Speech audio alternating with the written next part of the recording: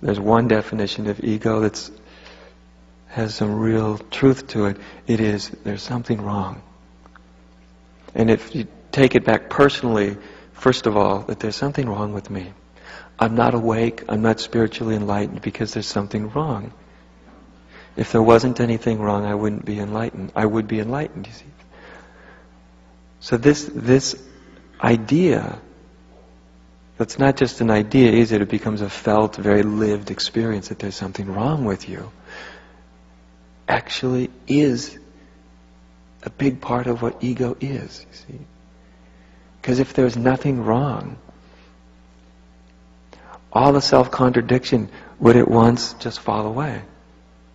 If there was nothing wrong, all the inner contradiction would just whoosh right out of the system. Which is, of course, what it does when we awaken to our true nature. And we see from the eyes of spirit rather than from the eyes of mind. But from the eyes of spirit, there is nothing wrong.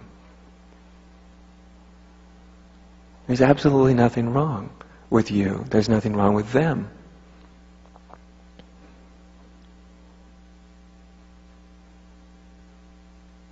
So this was actually quite a surprise. Quite a surprise.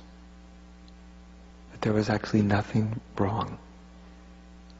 And even more than there was nothing wrong. Of course, why do we actually see this isn't a sort of nothing wrong like, you know, you go like to the weekend self-help seminar and like they tell you you're actually okay. You know, you're okay, you love yourself and all that stuff.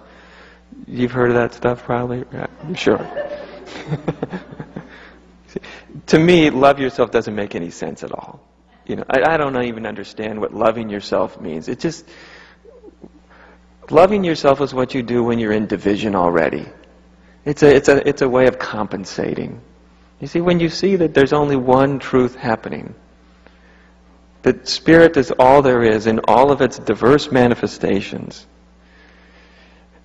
loving yourself becomes sort of as stupid as hating yourself. You see that? You only love yourself if you're actually divided. You know, you're in a relationship with yourself.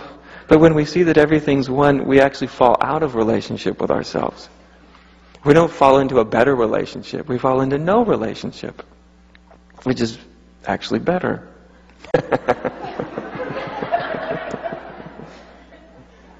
Of course, from egoic consciousness, this is not better.